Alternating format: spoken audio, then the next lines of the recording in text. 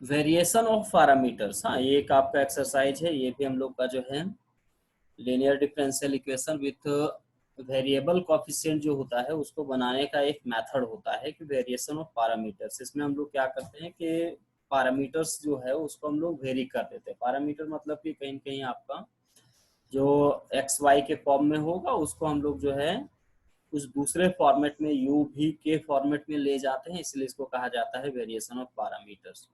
क्या करा देखिएगा कि this is a method to solve, ये जो भी जो है किस तरह का इक्वेशन को सॉल्व करने का आपका जो है मेथड है। तो करा इक्वेशन ऐसा होगा D square Y by D x square plus P D Y by D x plus Q Y is equal to R. जो जनरल इक्वेशन हम लोग अभी तक पढ़ते आए हैं उसी टाइप से आपका ये भी इक्वेशन होगा। अभी इससे पहले भी जितना भी इक्वेशन पढ़े हैं वो सब कहीं कहीं यही फॉर्मेट में था, D square Y by D x square plus P D Y by D x plus Q Y is equal to R, इस फॉर्मेट में होगा।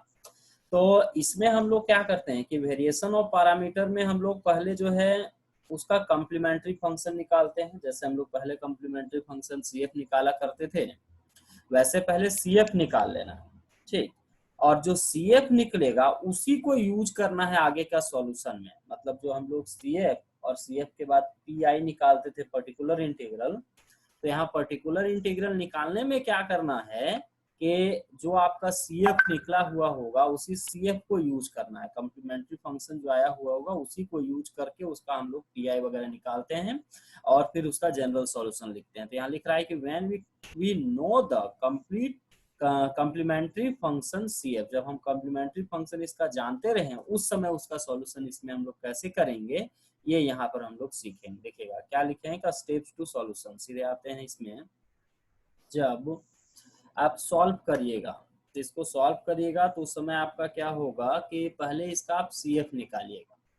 सी एफ जो निकलेगा उसको मान लेते हैं कि लेट वाई बराबर ए यू प्लस बी भी, जो उसका आपका सी एफ निकलेगा वो मान लेते हैं कि वो इस फॉर्मेट में होगा। इस फॉर्मेट में क्यों मान रहे हैं, तो ये आपका जो है D square Y by D x square के फॉर्मेट में आपका इक्वेशन, मतलब क्या है कि सेकंड ऑर्डर का इक्वेशन है। तो सेकंड ऑर्डर का इक्वेशन होगा तो उसमें जब आप सी एफ निकालिएगा तो उसमें आपको एक्सिलरी इक्वेशन निकालना पड़ेगा, और एक्सिलरी इक्वेशन जब निकालिएगा तो एम का दो गो वैल्यू मिलेगा क्योंकि डी स्क्वायर है। तो D square Y by D x square से आपको जब एक्सिलरी इक्वेशन लिखिएगा तो एम स्क्वायर टाइप का कुछ आएगा, और एम स्क्वायर मतलब क्वाड्रेटिक होगा, क्वाड्रेटिक होगा तो एम का दो वैल्यू निकलेगा, दो वैल्यू निकलेगा। तो फिर उसका जब आप जो है किसी भी हम लोग केसेस पढ़े थे कि रियल होगा अनइक्वल होगा, तब c1 e to the power आपका m1x plus c2 e to the power m2x करके ऐसे होगा। या मान ली कि रियल हुआ इक्वल हो गया तो c1 plus c2x into e to the power mx करके होगा। या अगर कॉम्प्लेक्स में भी हुआ तो भी आप सब में वहां देखिएगा कि दो दो कांस्टेंट आपका लग रहा है, समझ रहे हैं। यहाँ जो आपका a और b जो दो कांस्टेंट लग रहा है, दो कांस्टेंट क्यों लिया गया, क्योंकि यहाँ जो इक्वेशन है वो सेकंड ऑर्डर का है। और इस तरह का इक्वेशन को अगर बदलेंगे हम, इसको अगर हम लोग बदल देंगे एक्सलरी इक्वेशन में, तो देखिए डी स्क्वायर मतलब एक एम स्क्वायर आएगा, प्लस में आपका यहाँ जो नंबर होगा ये, उसके बाद यहाँ पर बन जाएगा m, फिर यहाँ जो नंबर होगा उसके बाद बन जाएगा आपका y। तो ये जो बनेगा वो क्वाड्रेटिक बनेगा, और क्वाड्रेटिक मतलब इसमें m का दो वैल्यू निकलेगा, और जब m का दो वैल्यू निकलेगा तो जब आप सी एफ निकालिएगा तो सी एफ निकालते समय भी आपको दो कांस्टेंट वहां दिखेगा। अगर वो आपका रियल और अनइक्वल होगा तो c1 e to the power m1x plus c2 e to the power m2x, तो c1 c2 हो गया यहाँ पर a b, और e to the power mx और e to the power mx जो ले रहे हैं वो हो गया u भी, तो उसका format a u plus b भी के फॉर्मेट में होगा। ठीक है यहाँ तक आ रही आवाज? जी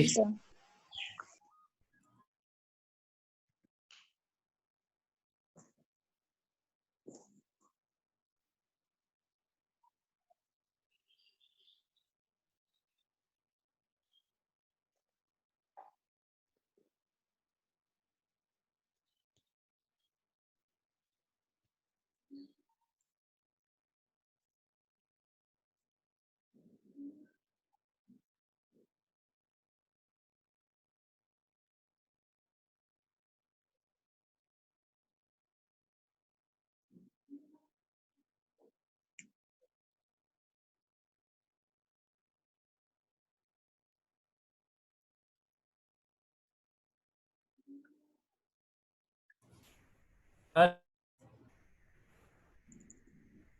रही है आवाज? Yes sir. तो कैसे यहाँ पर आपका जो है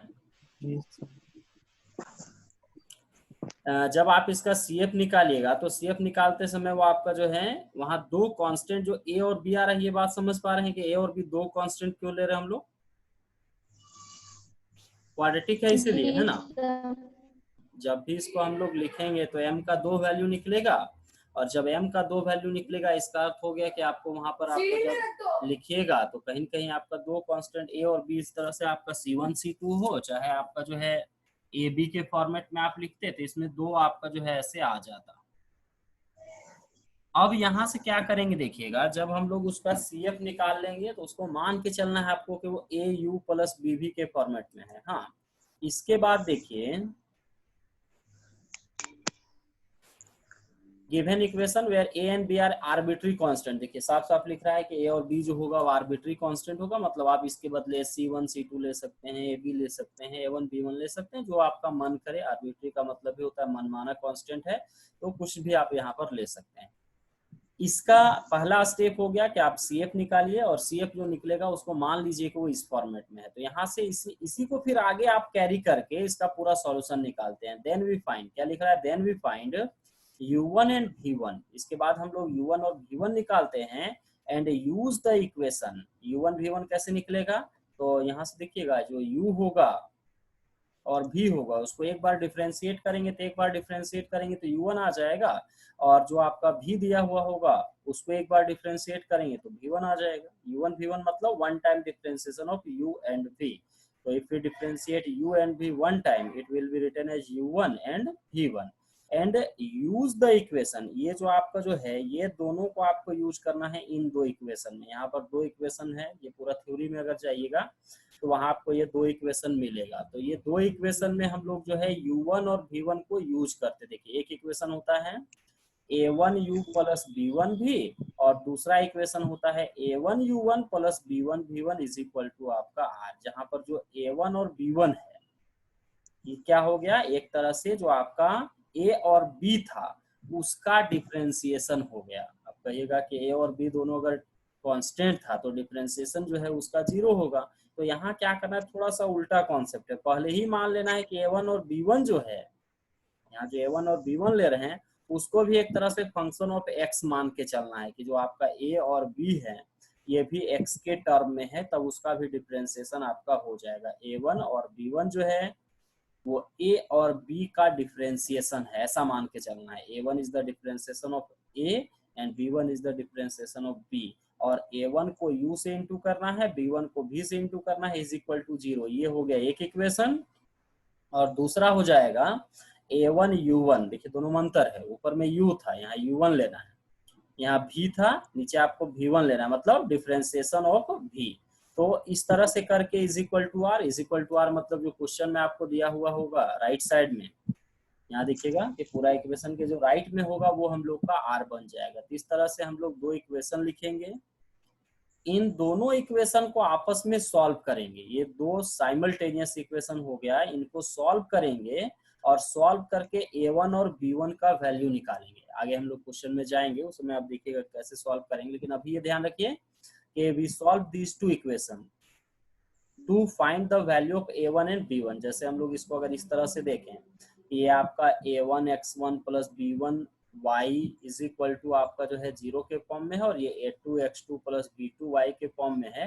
तो इसको सॉल्व करके जैसे हम लोग xy निकालते थे 10 क्लास वगैरह में, उस तरह से यहाँ सॉल्व करके आपको a1 और b1 निकालना है, तो वो निकल जाएगा। आप एलिमिनेशन सब्स्टिट्यूशन कोई भी एक मेथड लगाइएगा तो इससे दोनों इक्वेशन को सॉल्व करके हम लोग a1 और b1 का वैल्यू निकाल सकते थे। a1 b1 यहाँ से निकाल लीजिए, उसके बाद यहाँ लिखे भी होंगे to find a and b को फाइंड करना है यहाँ से, where a1 and b1 are a differentiation of a and b। उसके बाद क्या करते देखिएगा कि b1 निकल जाएगा, a1 निकल जाएगा, तो उसको इंटीग्रेट करके a और b निकाल लेते हैं। अगर a1 a का डिफरेंशिएशन है तो a1 से a कैसे मिलेगा, तो a1 से a निकालने के लिए उसको एक बार इंटीग्रेट करना पड़ेगा। b1 से b कैसे निकलेगा, तो B1 से B निकालने के लिए जो B1 होगा उसको फिर एक बार आपको इंटीग्रेट करना होगा, तब जाके आपका जो है ए और बी हम लोग को मिल जाएगा। और जब ए और बी मिलेगा तो देखिए फाइनल आंसर कैसे लिखा जाएगा। फाइनली हम लोग आंसर लिखेंगे y बराबर ए एक्स यू, मतलब a को u से इंटू कर देना है, b को v से इंटू कर देना है, और जो यहाँ से आएगा वो हम लोग का सॉल्यूशन हो जाएगा। मतलब जो CFPI करके हम लोग निकालते थे अब वो तरीका नहीं होगा, यहाँ हम लोग ऐसे सॉल्व करेंगे तो आपका जो है फाइनल आंसर आपको मिलेगा। आगे हम लोग एग्जाम्पल लेते हैं, वहां से थोड़ा और समझ में आएगा। ऐसे यहाँ तक में कुछ पूछना है तो देखिए, थ्योरी जो समझा रहे हैं उसको अगर कुछ और पूछना है तो देखिए, नहीं तो फिर आगे आपको जो है एग्जाम्पल लेंगे उससे समझ में आ जाएगा। अभी क्या बात समझ में आ रही है हम लोग को कि पहले आप CF निकाल लीजिए, CF निकालिएगा तो वहां से आपको U और V मिल जाएगा। U और V मिलेगा तो उसको एक बार डिफरेंशिएट कर देना है तो उससे U1 और V1 मिल जाएगा। उसके बाद हम लोग के पास दो इक्वेशन है, एक इक्वेशन है A1U plus B1V is equal to 0, और दूसरा इक्वेशन है A1U1 plus B1V1 is equal to R। इन दोनों इक्वेशन को सॉल्व करके पहले आपको A1 और B1 निकाल लेना है, और जब A1 और B1 निकलेगा उसको इंटीग्रेट करेंगे तो फिर A और B निकलेगा, और जब A और B निकल जाएगा तो ये जो आपके पास ये जो इक्वेशन है तो y बराबर AU प्लस B भी, इसमें उसको रख दीजिएगा तो आपको सॉल्यूशन निकल जाएगा। ठीक है,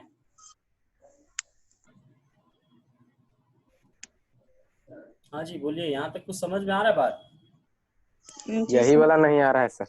ये लास्ट में दोनों को मल्टीप्लाई कर देना है। जैसे आप यहाँ जब इसको इंटीग्रेट कीजिएगा तो A और B मिल जाएगा, तो A को U से मल्टीप्लाई करेंगे। अब U कहाँ से आएगा, तो ये आप जब इसको कंपेयर किए होंगे ना, जब इसको आप कंपेयर किए हैं तो उस समय आपको जो है U और V आपको यहाँ मिला है, AU प्लस B, मतलब आपको यहाँ U मिला होगा और V मिला होगा, उसको आपको इंटू कर देना है। लास्ट में देखिए दोनों को इंटू किया गया है, A को U के साथ, B को V के साथ, तो दोनों को इंटू करके अगर प्लस कर देंगे तो फिर उसका सॉल्यूशन आ जाएगा। देखिएगा आगे इसको समझने के लिए हम एक एग्जांपल रखते हैं, उससे फिर जो है क्लियर कुछ और समझ में आएगा। देखिए थोड़ा सा छपा ठीक से नहीं है, लेकिन देखिएगा इसे समझते हैं। D square Y by D x square plus y is equal to sec x, ये हम लोग का क्वेश्चन है। ठीक है, इसको हम लोग को वेरिएशन ऑफ पैरामीटर मेथड से इसको सॉल्व करना है। तो क्या किया देखिएगा कि this is in the form of, किस फॉर्मेट में है, तो जो ऊपर में लिखे थे वही फॉर्मेट में है। हाँ, नीचे छपा है यही वाला पेज थोड़ा सा है। देखिए d square Y by D x square plus P D Y by D x plus Q Y is equal to r, ये इस फॉर्मेट में है जो हम लोग का जनरल फॉर्मेट होता है कोई भी second order linear differential equation का, वो इसी फॉर्मेट में है। D square Y by D x square plus P D Y by D x plus Q Y is equal to r. ठीक, तो पहला इसमें आपका काम क्या है कि इसका CF निकालना है। CF कैसे निकलेगा, तो इसके लिए देखिए द एक्सिलरी इक्वेशन इसका बताइए कितना होगा। इसका एक्सिलरी इक्वेशन लिखते तो m स्क्वायर प्लस 1, यही ना? Yes sir. क्या एक्सिलरी इक्वेशन बताइए कितना होगा। D square by D x square से m स्क्वायर आएगा, प्लस y तो हट जाता है, दोनों से कॉमन हो जाता है तो प्लस 1 होगा। तो इसका एक्सिलरी इक्वेशन होता है m स्क्वायर प्लस 1 बराबर 0। तो जब यहाँ से m निकालते हैं तो उधर प्लस आई उधर जाता, प्लस 1 उधर जाता, माइनस 1 होता, और स्क्वायर जाता तो रूट अंडर माइनस 1 होता। रूट अंडर माइनस 1 मतलब प्लस माइनस आई, प्लस माइनस आई मतलब 0 प्लस माइनस आई। तो ये कहीं कहीं आपका कैसा रूट्स आ गया, तो कॉम्प्लेक्स रूट्स आ गया। और कॉम्प्लेक्स रूट जब आता था तब CF कैसे लिखते थे भाई, तो CF लिखने का तरीका था y बराबर e टू दी पावर, यहाँ हो जाता था हम लोग का अल्फा एक्स फिर a cos beta x plus b sin beta x, यही ना,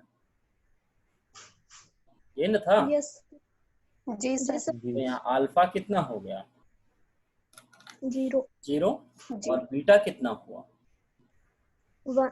1। तो अगर आप यहाँ पुट करिएगा तो पुट करने पर ये ऐसा दिखने लगेगा a cos x plus b sin x। तो आप देखिएगा इसको कंपेयर करिए जो आपको थ्योरी में समझाया गया, उसमें बोला गया कि y बराबर AU प्लस B भी जो होगा वो हम लोग का फॉर्मेट होगा। तो यहाँ देखिए a ठीक है, cos x जो आपको दिख रहा है ये आपका यहाँ पर ये u की तरह है, और यहाँ जो sin x दिख रहा है इसको देखिए a, इसको आप u की तरह देखिए au प्लस ये हो गया आपका bv, है ना। तो au प्लस bv के फॉर्मेट में जो हम लोग बात कर रहे थे कि जब cf निकालेंगे तो au प्लस bv के फॉर्मेट में होगा, तो वो यहाँ से आपको दिखेगा कैसे आपका au प्लस bv के फॉर्मेट में आ गया। तो यहाँ से कंपेयर करके आपको u और v मिल जाएगा, it is u and it is v, ऐसा आपको मान के चलना है कि u भी हम लोग का जो है u हो गया cos x और v हो गया sin x। अब क्या किए देखिए, जब इतना हम लोग पहुंच गए तो इसके बाद हम लोग का इसको डिफरेंशिएट कर देना है ना। यहाँ से लिखना है कि this is in the form of au plus bv, which means after comparing both the equation we get u बराबर cos x एंड v बराबर sin x। If we differentiate one time with respect to x we get u, that means कि u1 is equal to, if u is equal to cos x then u1 is equal to minus sin x, and if v is equal to sin x then v1 is equal to plus cos x। ये इसका differentiation हो गया। अभी जो दो equation का जिक्र कर रहे थे कि आपके पास दो इक्वेशन होगा, एक है a1u प्लस b1v बराबर 0 और दूसरा है a1u1 plus b1v1 is equal to r। इसमें सब्स्टिट्यूट करिए तो a1 को ऐसे छोड़ दिए, u कितना है तो u हम लोग का cos x था, b1 ठीक है, और v जो होगा वो sin x हुआ इज इक्वल टू 0, तो देखिए इज इक्वल टू 0 हुआ। फिर यहाँ से a1 आपको ऐसे ही छोड़ देना, a1 और b1 हमको फाइंड करना है बाद में, तो a1 b1 आपको वहां पुट नहीं करना है, a1 b1 वैसे रहेगा। u1 कितना हुआ तो देखिए ऊपर में u1 माइनस साइन एक्स, और v1 कितना हुआ तो cos x। देखिएगा यहाँ पर एक जगह आपको ऊपर में u भी रखना है और नीचे u1 v1 रखना है, और इज इक्वल टू आपको रखना है जो राइट साइड में इक्वेशन में दिया हुआ है वो r यहाँ रखना है। तो यहाँ r जो था वो था sec x। क्वेश्चन में जाइएगा तो क्वेश्चन में देखिएगा कि वहां आपका sec x राइट साइड में दिया हुआ है, जो राइट साइड में दिया हुआ होता है वो हम लोग का r होता है, D square Y by D x square plus P D Y by D x plus Q Y is equal to r, मतलब the right side part is called r। तो इसको आप r के बदले देखिए sec x लिख दीजिएगा। अब इसको सॉल्व करना है ना, सॉल्व करके a1 और b1 निकालना है। तो समझ रहे हैं जैसे हम लोग 10 क्लास में बनाते थे, इसको देखिए तो ये x जैसा हुआ, ये हो गया a जैसा, ax plus by is equal to आपका जो है के फॉर्म में है। तो इसको आप जो है क्या कर सकते हैं कि क्रॉस इनटू करके भी निकाल सकते हैं। जैसे a1 के साथ sin x है तो ऊपर sin x मल्टीप्लाई कर दिए, और वहाँ ऊपर में a1 के साथ cos x है तो इसको cos x से इंटू की, इंटू करने का आप समझ रहे हैं क्या फर्क पड़ेगा, sin x cos x से इंटू होगा तो a1 sin x cos x, sin x b1 से इंटू होगा, इसके पास भी एक sin x है तो b1 sin स्क्वायर x, 0 से इंटू होगा 0 ही रहेगा, cos को पकड़िए नीचे, cos x sin x से इंटू होगा। तो देखिए यहाँ पहले से माइनस भी था इसलिए माइनस में a1 sin x cos x हुआ, b1 ठीक है, cos x जब cos x से इंटू होगा तो cos स्क्वायर x हो जाएगा, और याद होगा आप लोग को cos x को sec x से इंटू करेंगे अकॉर्डिंग टू फॉर्मूला ये 1 हो जाएगा, होगा ना। cos theta into sec sir ऊपर वाला फिर से समझ, क्या बोले सर ऊपर में फिर से समझा दीजिए। अभी ऊपर में हम लोग का ये जो इक्वेशन आया ये समझ पाए कि इक्वेशन कैसे आया। सर यही वाला समझा दीजिए। अच्छा देखिए ये जो हम लोग का है ये दो इक्वेशन आपको याद रखना है कि हम लोग को ये दो इक्वेशन यूज करना है। थ्योरी में आप जाएंगे तो वहां आपका दो इक्वेशन का जिक्र है कि a1u plus b1v is equal to 0, एक इक्वेशन हुआ, और एक इक्वेशन हुआ a1u1 plus b1v1 is equal to r। बस यहाँ पुट कर दीजिए, a1 को ऐसे ही छोड़ दीजिए, और देखिए ना u हम लोग का कितना था, ऊपर में अगर हम लोग जाएंगे तो u हम लोग का जो था देखिए यहाँ जो माने थे u कहाँ से माने थे ये समझे थे जी एक्सिलरी इक्वेशन से, है ना। तो एक्सिलरी इक्वेशन से u भी मिला था, u भी रख दिए, देखिए u हो गया cos x, v हो गया sin x। अगला इक्वेशन देखिए, अगला इक्वेशन में u भी नहीं है, u1 और v1 है, मतलब उसका एक बार डिफरेंशिएशन। तो हम लोगों ने पहले ही u1 v1 निकाला हुआ है, तो देखिए u1 हो गया sin x, v1 हो गया cos x। समझे इक्वेशन कैसे आया जी। अब इससे हमको a1 और b1 निकालना है। तो a1 b1 निकालने के लिए हम लोग क्या करते थे, ये जो मेथड है वो कौन सा मेथड है, एलिमिनेशन मेथड, है ना, विलोपन विधि बोलते हैं इसको, एलिमिनेशन मेथड। इसमें क्या होता है कि ऑपोजिट वाले कोफैक्टर से उसको मल्टीप्लाई कर देते हैं। तो a1 का कोफैक्टर है cos x और यहाँ a1 का कोफैक्टर है sin x, तो इसको उल्टा इंटू कर देते थे, पहले वहां नंबर होता था अब नंबर के बदले साइन cos है। तो साइन कॉस से इंटू कर दिए। अब इंटू करने के बाद यहाँ एक जगह देखिएगा सेक एक्स जब कॉस एक्स से इंटू होगा तो 1 होगा, ये समझ पा रहे हैं? फॉर्मूला हुआ करता था ना जी कि कॉस को सेक से इंटू करेंगे तो 1, साइन को कॉस एक्स से इंटू करेंगे तो 1, टेन को कॉट से इंटू करेंगे तो 1। तो वहाँ जगह फॉर्मूला था कि cos x into sec x 1 होता है, इसलिए 1 हो जाएगा।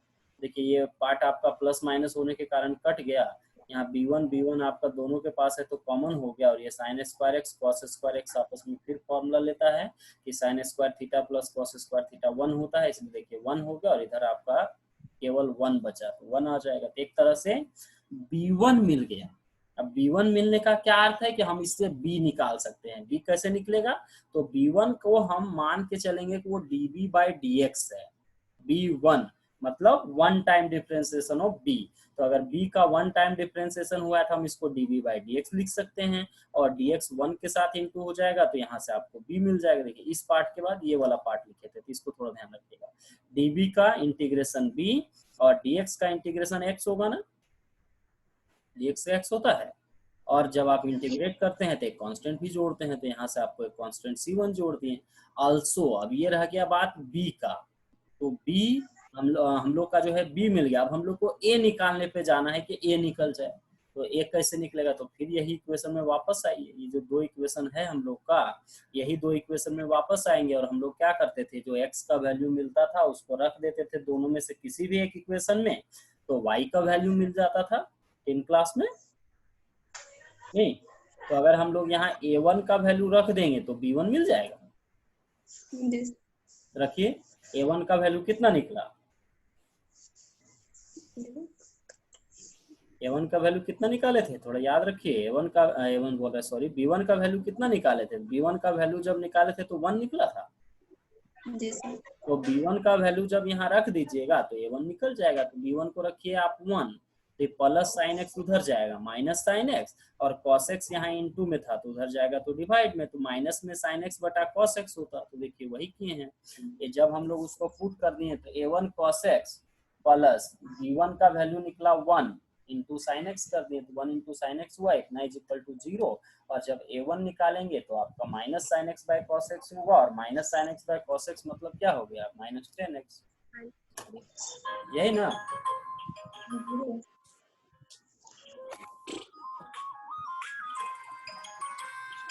थोड़ा सा रुकिएगा। हाँ जी सर।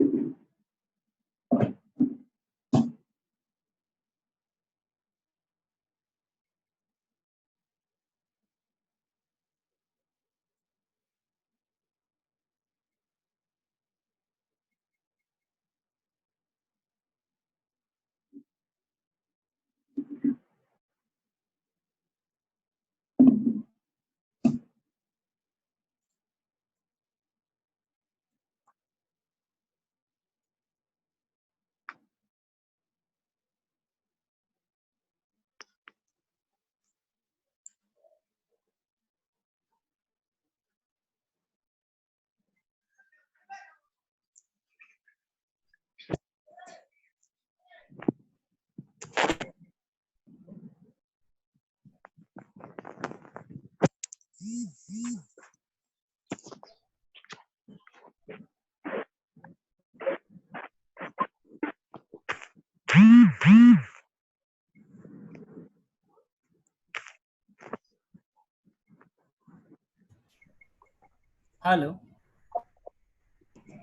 जा रही है आवाज? यस जी सर। सर। ये थोड़ा कॉल आ गया था, उसी में हम फंस गया, क्या बोलूं। ऐसा जी करिए, सर। एक बार फिर से रिकनेक्ट हो जाइए। हाँ, 10 मिनट्स बोल रहा है, फिर दिक्कत होगा। तो एक बार रिकनेक्ट सर सर, होइए। हाँ बोलिए। सेमेस्टर 1 का क्लास कब से स्टार्ट करेंगे सर? अच्छा ठीक, बात करते ही कट जाएगा। हाँ, इसको थोड़ा सा एक बार जी रिकनेक्ट हो लीजिए, फिर इसको देखो। जी जी जी सर।